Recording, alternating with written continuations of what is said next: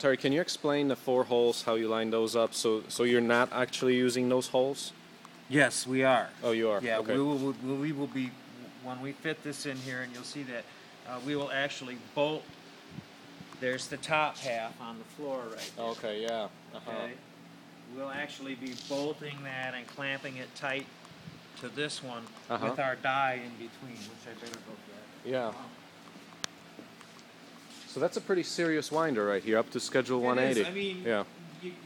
You have to have something heavy because you don't know. Well, when you're using black pipe, especially for a superheater, because that's on the hottest part of the generator. That's where you get your superheated steam. You're running temperatures well above 1,600 degrees. Mm. So you need something that will stand up to the heat, but also something that will absorb the heat and transfer it to the steam. Because it's already steam at that point when it comes into the superheater. So you're actually heating that steam up even hotter. Yeah. Because the hotter it is, the drier it is. And when your steam is dry, that's where you get the most efficiency out of your engines. Okay. All right. So we've got the you know what? I do wanna make another key because that's why my bolts are bending, because that's shearing that key. At best, you'd like to make this out of one piece, right? But you did it in 2 pieces. Yes, so I did it in 2 pieces because that's the material we had. And ease of fabrication, because you can. Right. Well, I mean, you just had that stock. Yeah. Okay. Yeah. So, yeah, it was easier to just turn this out on the lathe and then add that. Yeah. Than to just cut it by hand and try to smooth it off on that belt sander. Yeah. So, what to do next? I mean, are you gonna consider making a bigger keyway here? Because that's, since it's getting chewed up, or you're just going to be willing to replace that? Yeah, we may well, or you know, there's any number of things you can do. Like I said, again, you're only limited to your imagination, and we can even make this quicker to set up. Well, that's because the thickness of the table is only 1/4, so that's why you're right. shearing Now, that. if you made this out of 1/2 inch, say, it's going to be a lot heavier. It's going to be bulkier. But it's going to be stronger, and you're going to have another 1/4 inch of keyway in here. What you probably want to do is use the thin and then put a reinforcing piece around here, and then extend the keyway so you got like 1/2 inch to 3/4 inch about. Yeah, you probably put some collar. Yeah, I mean you could. Yeah, you could actually. You could have put a key. You could have broached a keyway in here, and then your key could be all the way up here. But on that die for the 1 inch tubing that we bent, we could have done that. But if you were using a die as small as this, this I actually initially had made to try to make that 45-degree bend on that bender. That's why you have the smaller diameter center hole. This one is. So this one we just punched out. Well, this was actually designed to be used with that as well. But we found out we couldn't bend the 1 inch. That just wasn't heavy enough to do it. So we just started with the raw material right here on the bender, and then made the bend on it that way. So yeah, because this initially had the same. This one had the same ID as this one. Then you just started. We just bored it out. So did it for this? Fit this shaft. Yep. Yeah. So what is the actual part? So when you stick in the pipe here, the thing that's driving it is this. No.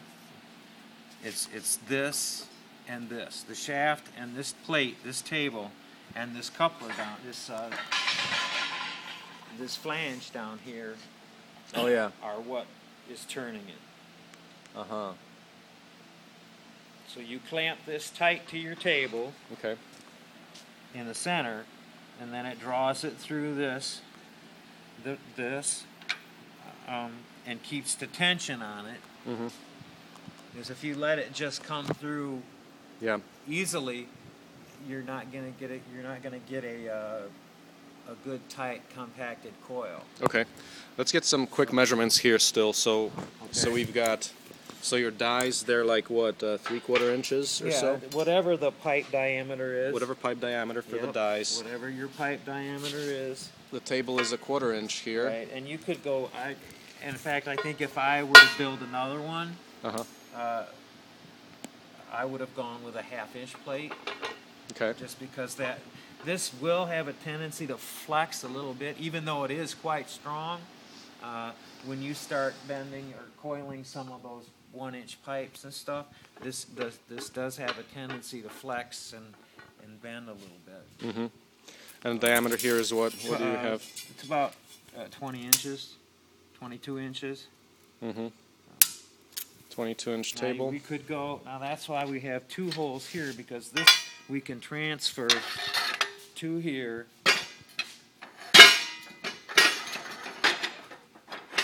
Put it on that stud, and now we can actually wind a coil.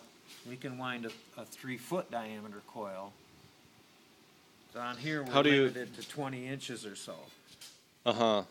So do you need to use a bigger table for the 3-footer? Yes, and we have a bigger table that's made out of wood. Mm-hmm. Okay. But it bolted to a different flange than this one. Okay. So we don't use that. Mm-hmm. And we don't need, somebody that wants to build a steam generator with a coil this big is looking to build something like for industrial purposes. Mm-hmm. Like to power a whole shop or something like that. Mm-hmm.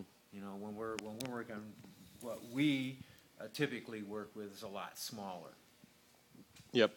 Okay, so let's discuss this table. So you've got 2 channels, 4 by 4-inch channel. What do you call it? 2 of them together are 3 1/4.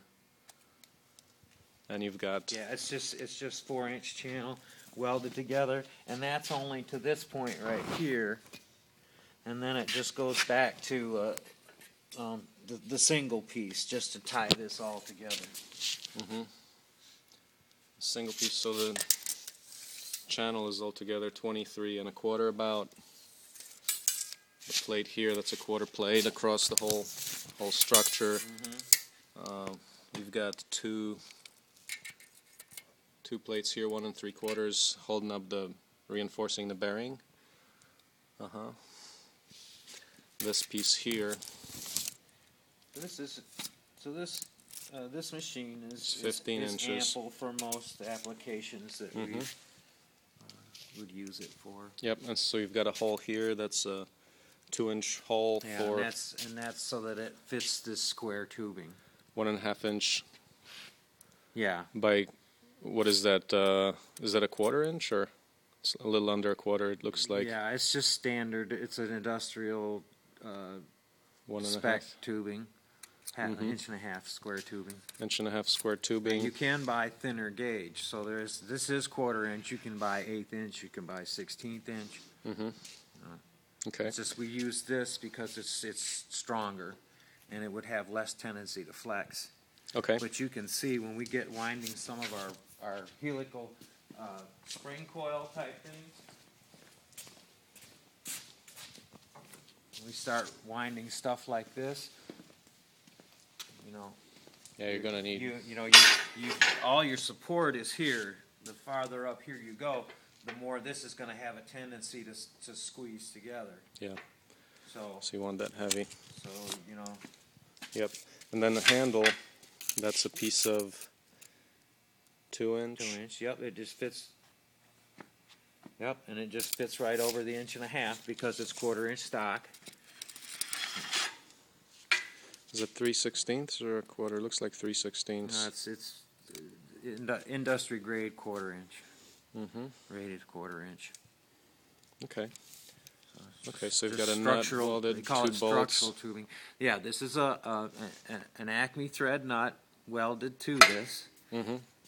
And what we do with that is